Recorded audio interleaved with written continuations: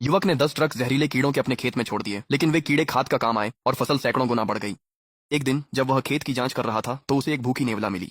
उस युवक ने, जो दिल का अच्छा था, नेवले को एक चिकन की जांच दे दी। नेवले ने उसे चेतावनी दी कि 3 दिनों में एक भीषण गर्मी की लहर आने वाली है। सारी आमें तेज गर्मी के कारण सड़ जाएंगी।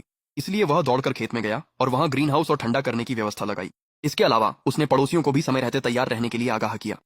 लेकिन न सिर्फ किसी ने उसकी बात नहीं मानी, बल्कि वे तो जल्दी जल्दी अनुबंध करने लगे, उम्मीद में कि दाम बढ़ेंगे। श्री झाओ, इस साल मैं आपके सारे आम खरीद लूंगा। झाओ क्यांग के आमों की गुणवत्ता और मात्रा दोनों की गारंटी है। तो चलिए सीधे अनुबंध पर हस्ताक्षर कर लेते हैं। श्री जांग, कुल मिलाकर 15,000 किलो हैं। अग्रिम भुगतान 1.5 लाख युआन होगा।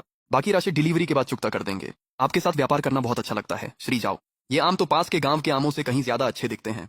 इस साल आमों की सप्लाई के लिए हम आप पर ही निर्भर हैं। व्यापार में सबसे महत्वपूर्ण चीज है अपनी बात का मान रखना। अगर आप मेरे साथ काम करेंगे तो कभी नुकसान नहीं उठाएंगे। जाओ लई, जाओ क्यांग ने आज से ही खरीद के अनुबंध साइन करने शुरू कर दिए हैं और तुम अब भी उस आम के ग्रीन हाउस में समय बर्बाद कर रहे हो। चाचा, इस साल मौसम कुछ अच्छा नहीं लग रहा। ग्रीष्म संक्रांति में सिर्फ 2 दिन बाकी हैं। मैं एडवांस में अनुबंध साइन करने के बारे में नहीं सोच रहा हूँ। अगर तुम साइन नहीं करोगे तो गुजारा कैसे करोगे? इस साल बाकी सालों से कहीं ज्यादा पैसे मिल रहे हैं, लेकिन अगर तुम माल नहीं पहुंचा सके तो जुर्माना भी उतना ही ज्यादा होगा। इन बेकार के आविष्कारों को छोड़ दो। तुम्हारे माता पिता अब बूढ़े हो गए हैं और पहले ही बहुत कुछ झेल चुके हैं। जब तेज गर्मी पड़ेगी तो सारे आम 1 घंटे में खराब हो जाएंगे। बेहतर है कि सुरक्षित रास्ता अपनाओ। जाओ लेई, मैंने तुम्हें बड़ा होते देखा है। मेरी बात मानो। तुमने अपनी सारी जमा पूंजी ग्रीन हाउस में लगा दी है।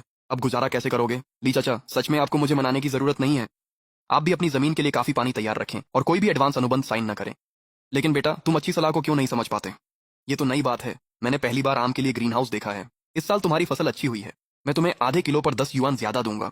क्या कहते हो? झांग साहब, बेहतर होगा कि आप चले जाएं। मैं इन दिनों एक भी अनुबंध साइन नहीं करूंगा। क्या तुम्हें ये पैसे कम लग रहे हैं? तुम्हारे बाग के आकार को देखकर तुम्हारी मोलभाव करने की स्थिति नहीं है। क्या तुम मेरा मजाक उड़ा रहे हो? कई ऑर्डर साइन करना तो ठीक है, लेकिन कौन जानता है कि समय पर डिलीवरी हो भी पाएगी या नहीं। मेरे बताए हुए दाम पर ही साइन करो। तुम पिछले साल से कहीं ज्यादा कमाओगे। कल जाओ क्यांग ने तो सीधे 10,000 किलो पर साइन कर दिया था। तुम्हारा थोड़ा सा माल तो मुझे जरा भी दिलचस्पी नहीं देता। जो सुनना ही नहीं चाहता उससे बड़ा कोई बहरा नहीं होता। पापा, छाया जालियों के किनारे चेक कर लो। जाओ लई, हमारे पास तो बस कुछ ही हेक्टेयर हैं। क्या वाकई इन्हें इतनी सुरक्षा की जरूरत है? जब तेज गर्मी आएगी तो हमारी फसल को ठंडा करने की व्यवस्था ही हमें बचाएगी। हम एक भी गलती की गुंजाइश नहीं छोड़ सकते।